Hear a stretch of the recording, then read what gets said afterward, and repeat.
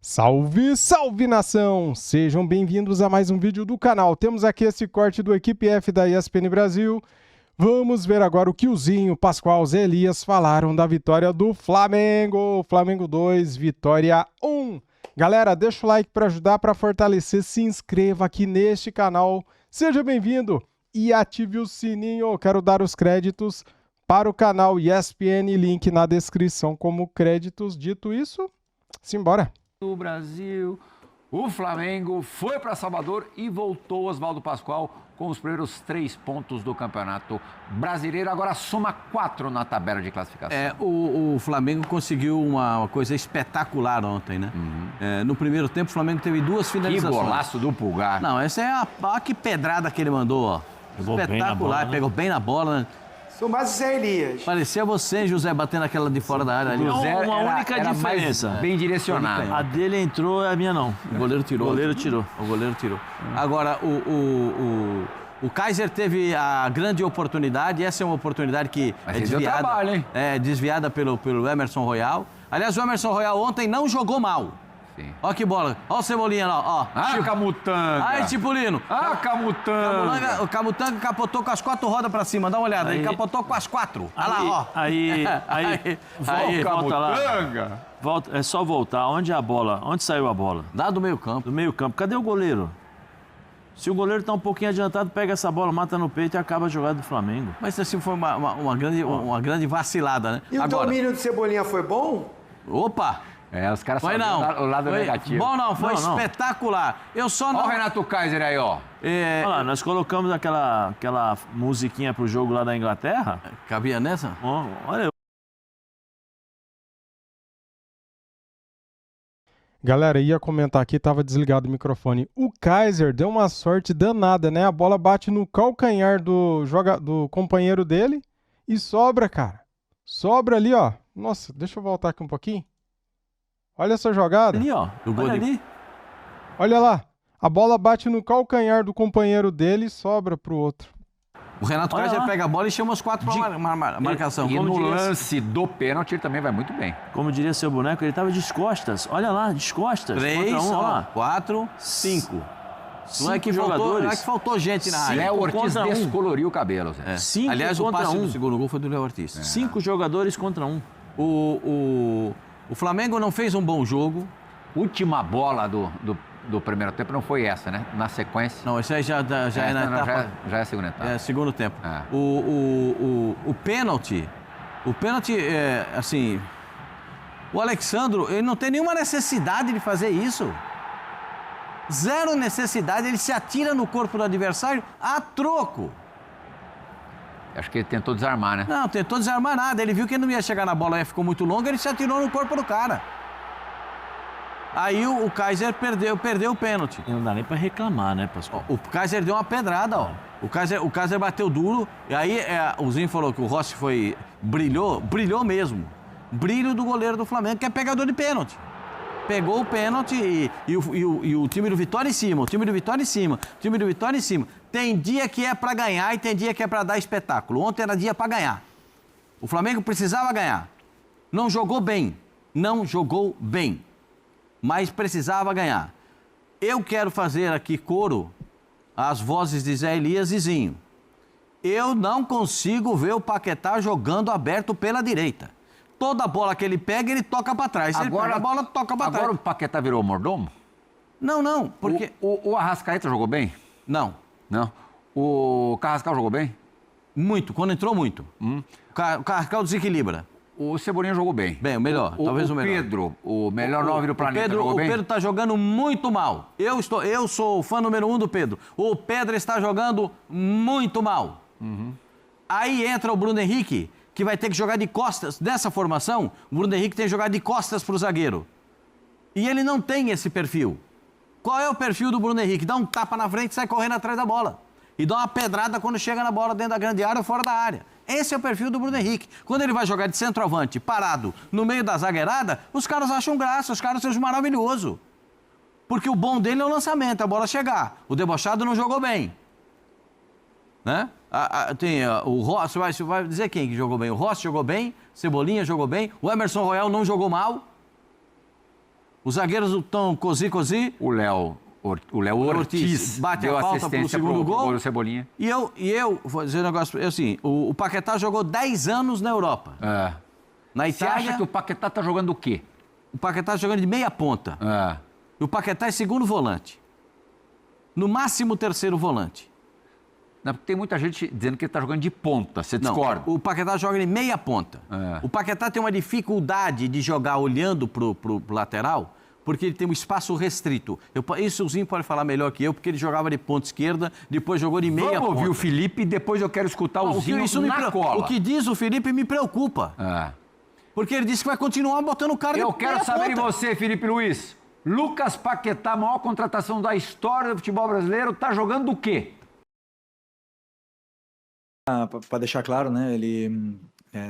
Quando optamos por trazer o Paquetá, sempre pensamos para que ele pudesse jogar na meia. Ele não joga de ponta, ele joga de meia. É claro, ele marca de ponta, que é diferente.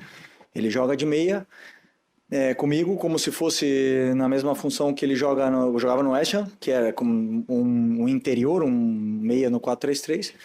Simplesmente que desse lado hoje tínhamos o Royal como o jogador na ala, né? E, como eu repito, eu jogo com 2 volantes lado a lado normalmente e não precisávamos de volante, precisávamos de meia. E ele foi escolhido para vir aqui como meia. Tetra, vendo aí por onde perambulou o Paquetá nesse jogo contra o Vitória, onde ele atuou por quase uma hora, 56 minutos, teve 34 ações com bola, não finalizou, deu 11 passes certos e venceu 9 duelos. Pelo mapa de calor ali, o Paquetá jogou do quê, Tetra? Eu entendi o que o Felipe falou. Ele é um meia quando o Flamengo tem a bola, ou ele quer que o Paquetá seja um meia, né, que venha por dentro ali, próximo do Arrascaeta, intermediária ofensiva, vamos dizer assim, porque para construir o jogo, ele já está ali com o Pulgar, às vezes está com o Jorginho quando pode, De La Cruz, Everton Araújo.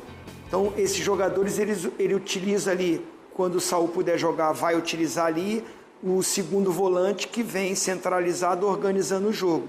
Seria o Jorginho. O Jorginho está fora, ele começou ontem com o garoto, o Everton, né, e com o Pulgar, depois entrou o De La Cruz.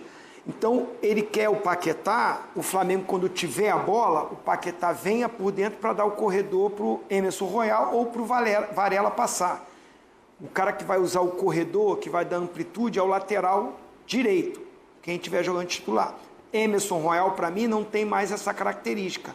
Lateral que tem esse apoio bem lá no fundo, né? O Pascoal costuma falar que é lateral submarino, vai no fundo. Acho que o Emerson Royal... Ele tem a experiência para recompor como um zagueiro na linha de 4 ali, um lateral mais defensor, e vir construindo o jogo. Velocidade, lateral que passa, é mais o Varela. Aí o Paquetá tem que ir por dentro, ficar próximo. Mas eu não estou enxergando isso. Eu entendi o que o Felipe Luiz quer e deve treinar e pedir para ele. Só que isso não está acontecendo no jogo. Quando o Flamengo tem a bola, o Paquetá circular mais, sair da direita, ir mais por dentro, chegar ali próximo do Arrascaeta ou receber essa bola nas costas, né, da marcação de meio que adianta para marcar os volantes do Flamengo, ele flutuar por trás ali para receber na intermediária ofensiva e girar de frente para os atacantes. Acho que é isso que o Felipe Luiz quer. Só que na prática, o que está acontecendo, o que eu estou enxergando, na maior parte do tempo, tá? Em alguns momentos ele circula, ele aparece ali, ele tenta, mas na maior parte do tempo, nos 90 minutos, ele tem sido mais um meia ponta, como o Pascoal falou. Ele tem caído muito mais para o lado direito, né? Tem recebido essa bola muito mais perto da linha lateral do que por dentro, centralizado. O Flamengo movimenta muito, adianta muito os seus jogadores de meio ali, os volantes saem muito. Olha onde que o Pulgar fez o gol, né? Na entrada da área ofensiva. Então eu queria ver o Paquetá ali, naquela função, ele recebendo essa bola ali, sabe, intermediária para frente, e enxergar o jogo mais de frente. Não tenho visto isso. O Felipe Luiz, eu entendi o que ele falou, acho que ele pede isso para o Paquetá, mas não está acontecendo.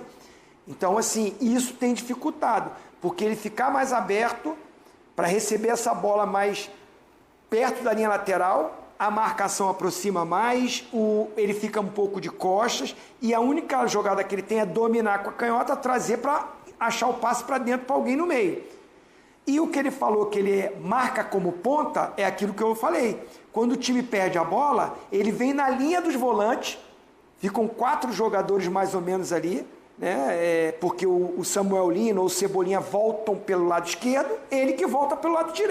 O Paquetá contra o Sampaio Corrêa, jogando de segundo volante junto com Everton Araújo, na minha opinião, ele foi muito bem. Com os 2 volantes, fazem 2 linhas de 4. Aí ele volta o quê? Marcando como ponta, porque ele marca o lateral adversário. Acho que ele poderia render mais por dentro para mim, porque ele volta para marcar o lateral, os laterais do adversário geralmente apoiam bastante, onde foi o Ramonzinho que fez isso.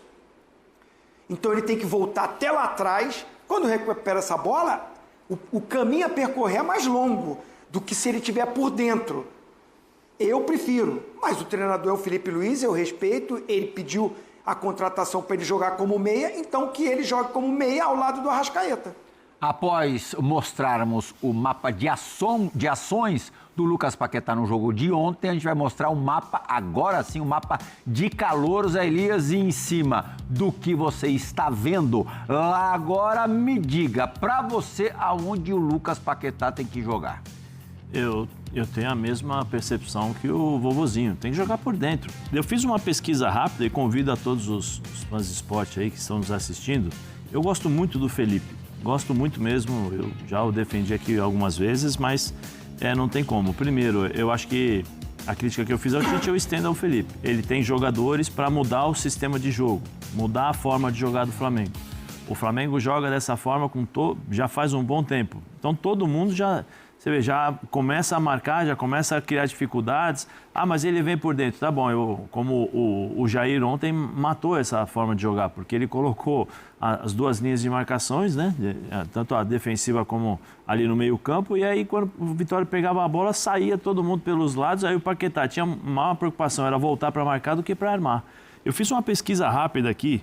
O último jogo em que o Paquetá jogou pelo lado no West Ham foi no dia 30 de dezembro de 2025, contra o Brighton. Ele jogou ainda pelo lado esquerdo, não foi nem pelo lado direito, jogando com o pé contrário, né? Ele jogou pelo lado esquerdo. Você tá um açougue, né, Zé? Não tô açougue, porque assim, às vezes as pessoas, o Felipe fala, e eu tô falando isso porque, da mesma forma que eu peguei, hoje, ontem na hora que ele falou isso, eu achei estranho, porque eu vi alguns jogos do West Ham e jamais vi o Paquetá jogando aberto e fechando pelo pé contrário. Aí eu vi hoje também o Jailson fazendo a análise e explicando, o Paquetá não joga, nunca jogou aberto para fazer essa função. Aí ele colocou os jogadores e tal. E aí, confirmando, fiz a pesquisa no dia 31 de dezembro, que ele jogou, né? No dia 30 de dezembro de 2025, aberto pelo lado esquerdo e fazendo, se você pegar o mapa de calor, como um ponto esquerda, nem fechando por dentro. Né? O Paquetá tem uma facilidade enorme, a versatilidade de jogar por dentro, vendo praticamente todo o campo, não se limitando a uma parte do campo apenas. Porque assim, eu desejo que ele venha jogar por dentro quando o Flamengo tem a bola. Mas você avisou o adversário? O adversário já sabe o que ele vai fazer. Quando ele se posiciona o Paquetá ali, ele fica preso a duas movimentações apenas. Pega a bola com a perna esquerda, ele vai trazer por dentro. Eu posiciono o meu primeiro volante, meu segundo volante, né? Se você joga, normalmente os times adversários estão posicionando 3 jogadores no meio campo. Um centralizado na frente da defesa e 2 jogadores ao lado, né? Para jogar contra o Flamengo. O Fluminense fez isso, o Corinthians fez isso. Então ele tem, quando ele pega a bola, ele fecha, ele tem o primeiro volante, que é o meia, vai pelo lado esquerdo, vamos dizer assim. Ele tem um segundo volante fazendo a marcação e tem o cara que está voltando para fazer a marcação pelos lados do campo.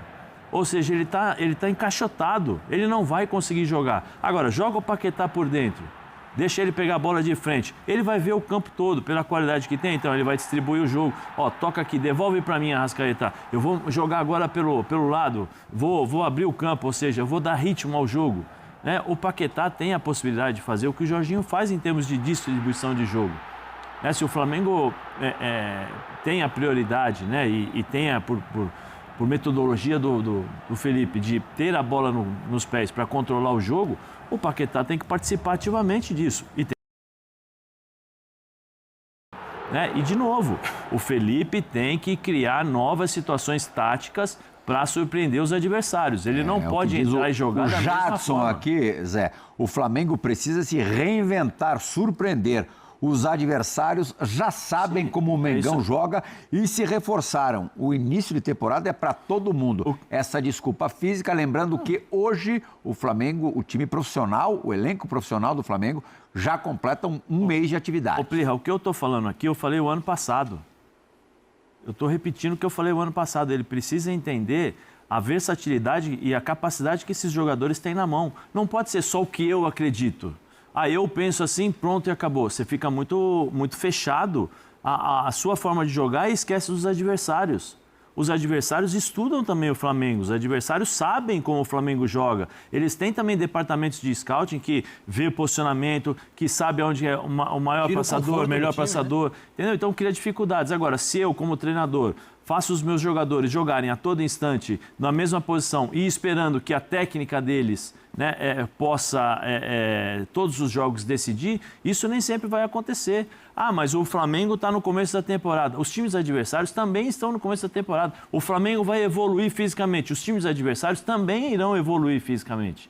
Aí cabe ao treinador criar novas maneiras para ajudar o seu time. Então, mas em cima disso ainda, Zé, se você joga com Arrascaeta, Carrascal, Cebolinha, Pedro, esses caras... Aí, até numa comparação com outros times menos dotados em termos de talento, de jogadores virtuosos, esses caras precisam estar na ponta dos cascos.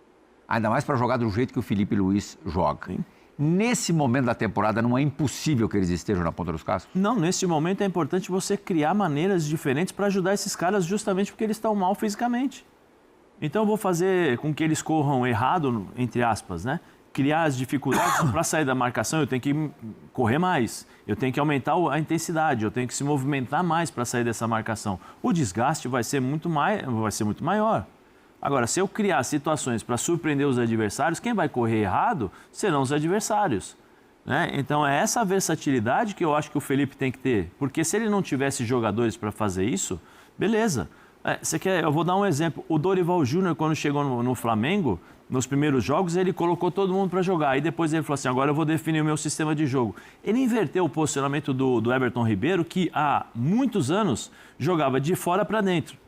Ele colocou o Everton para jogar por dentro e quando o Flamengo perdia a bola, o Everton vinha para fazer de fora para dentro a marcação para quando o lateral do time adversário passasse, era o Everton que saía para fazer a marcação. Ele conseguiu criar situações para aproveitar o melhor dos jogadores. Então, o bom treinador entende isso. Ele não pode só contar com a qualidade exclusiva dos times do Flamengo, porque uma hora os times já sabem como vão jogar. Então, eu acho que ele tem capacidade, ele é inteligente o suficiente para isso, ele tem experiência como jogador para entender esse tipo de situação e entender que os jogadores dele estão passando dificuldades.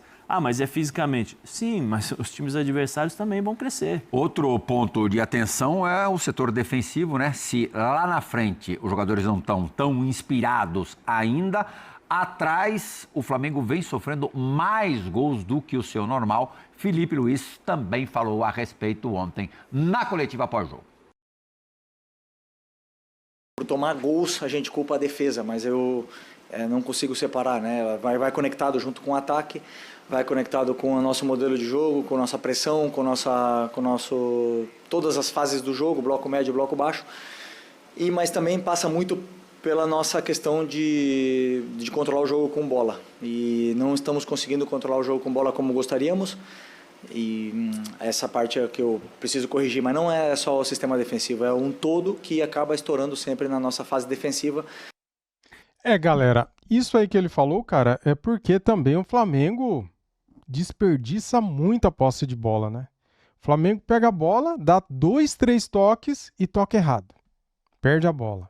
Daí fica difícil ter o controle com bola, Para completar o Flamengo, Tetra, a gente lembra na temporada passada, que foi a primeira que o Felipe iniciou o trabalho, ele começa no Flamengo já na semifinal da Copa do Brasil de 2024, conquista a Copa do Brasil, mas começar trabalho ele começou pela primeira vez no ano passado e teve o primeiro momento assim de maior instabilidade um pouquinho mais para frente ali na Libertadores, correu até risco de desclassificação na primeira fase, depois de perder em casa contra o Central Córdoba e empatar fora, um jogo que também precisava vencer para não passar sufoco na última rodada. No mata-mata com Estudiantes também foi aquele... Sim, mas no final das contas, houve um momento da temporada passada, é bom a gente lembrar, né, que as pessoas começam a pegar no pé do Felipe, que o Felipe tinha conquistado Supercopa, Taça Guanabara, Campeonato Carioca, ganhou a Libertadores, ganhou a Copa, ganhou o Campeonato Brasileiro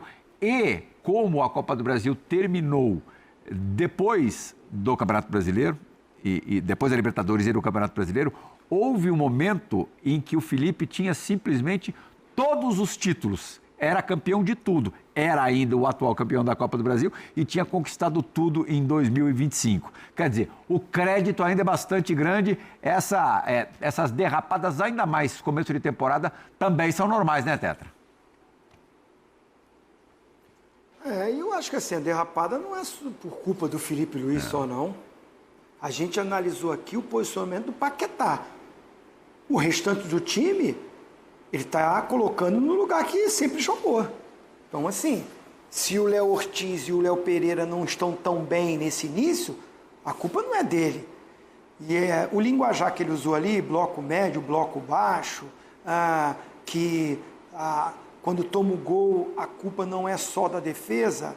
No linguajar de antigamente ganhou, ganha todo mundo junto, perdeu, perde todo mundo junto. Tomou gol, o ataque também não marcou, o meio-campo também não pressionou, não é só culpa dos zagueiros e laterais, né? Num linguajar mais popular. E aí ele tem razão. Ele está precisando que fisicamente esse time estando mais inteiro. O Flamengo joga costumeiramente sempre com a porcentagem de bola maior do que os adversários. Na maioria das vezes. Ontem não foi o caso, né? O Flamengo, ele se defende. O modelo do Flamengo é se defender atacando, porque quanto mais ele fica com a bola, menos bola tem o adversário e menos chance de ser atacado ele tem. Porque a característica do time do Flamengo não é de marcação. Quem é o pegador? Pulgar. O cara que pega meio marcador. E quando joga o garoto, o Everton Araújo. O Jorginho não é marcador nato, o Saúl não é, o próprio De La Cruz não é um motorzinho e tal, mas De La Cruz no River Plate jogava de ponta, de meia. Então, os jogadores buscam tentar ajudar na formatação tática que o treinador dá quando tiver sem a bola, mas não é a característica da maioria dos jogadores do Flamengo, Plata, Carrascal, Pedro, Samuel Lino, né? São jogadores que o futebol moderno exige que sem a bola ajudem, recomponham, precisa estar bem fisicamente, sequência de jogos, treinamento, e eu acho que é isso que o Felipe Luiz falou. Os gols estão surgindo, muitas vezes, por um erro de passe. Se não me engano, foi o jogo contra o Inter, Zé Elias, que foi o Paquetá perde a bola no meio? Isso, foi. O golaço do Borré.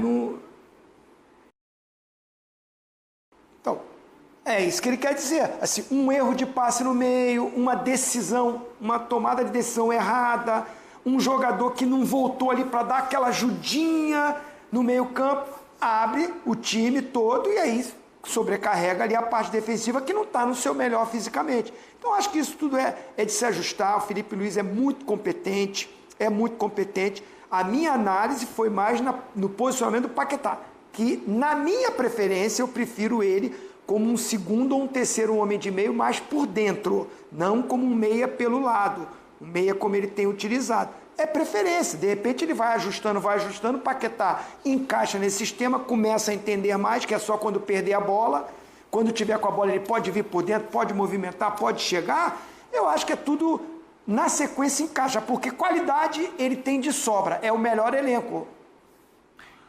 Muito bem, hoje em Belo Horizonte. Muito bem, queria dar um pitaco aqui sobre a escalação de ontem. Se o Felipe Luiz tivesse escalado o Lucas Paquetá como segundo volante, como ele fez contra o Sampaio Corrêa, eu acho que o meio-campo do Flamengo teria criado mais, galera. Por exemplo, Contra o Sampaio Corrêa, ele escalou o Everton Araújo e o Paquetá como segundo. Se ontem ele tivesse escalado o Eric Pulgar e o Paquetá como segundo volante, ele poderia ter escalado na ponta direita o Carrascal. O time ficaria mais ofensivo, criaria mais, já que o time do Vitória entrou com um zagueiro só, né? O que vocês acham? Comente aqui sobre isso que eu falei. E agora vamos ler isso aqui, galera, que saiu há 29 minutos. Flamengo inicia a venda de ingressos para a Recopa com valores entre R$300 e R$1.500. Deixa eu só preparar aqui, galera. Ó, vamos lá. Ó, Flamengo iniciou nesta quinta-feira a venda de ingressos para a partida de volta da Recopa Sul-Americana contra o Lanús. Os preços variam de R$300 a R$1.500, preços da inteira. O jogo será no dia 26 de fevereiro no Maracanã. Os setores norte e sul custam R$300 a inteira para o público geral. A leste superior está a R$320 e a inferior R$340. A oeste sai por R$380 e o Maracanã mais R$1.500. Sócios torcedores têm desconto dependendo do plano. Os preços foram alvo de reclamações de torcedores nas redes sociais, principalmente nos comentários das postagens do próprio Flamengo, anunciando as vendas em comparação com a última vez do clube na Recopa em 2023 contra o Independente Del Valle do Equador. Os ingressos mais caros diminuíram R$20 e R$300 no Maracanã mais. Porém, o mais barato aumentou R$160. Veja valores cobrados no torneio nos últimos anos. Em 2022, no Allianz Parque, Palmeiras e Atlético Paranaense custou de R$100 a R$280. No Maracanã, em 2023, Flamengo e Del Valle, o ingresso mais barato custou R$140 a R$400 e na área VIP R$1.800. Foi mais caro, né, galera? Em 2024, no Maracanã, Fluminense e LDU de R$150 a R$350 e na área VIP R$1.000. Em 2025, Newton Santos, Botafogo e Racing, R$60 a R$200. Em 2026, Maracanã, Flamengo e Lanús, de R$300 a R$380 e R$1.500 na área VIP. Aqui tem, né, as reclamações dos torcedores. Eu acho caro também, galera. Acho caro e eu acho que deveria ser um pouco mais barato, né? Comente aqui o que você acha sobre isso e também sobre este momento do nosso Mengão, tá bom? Muito obrigado a todos. Deixa o like, se inscreva no canal e ative o sininho. Saudações. Fui!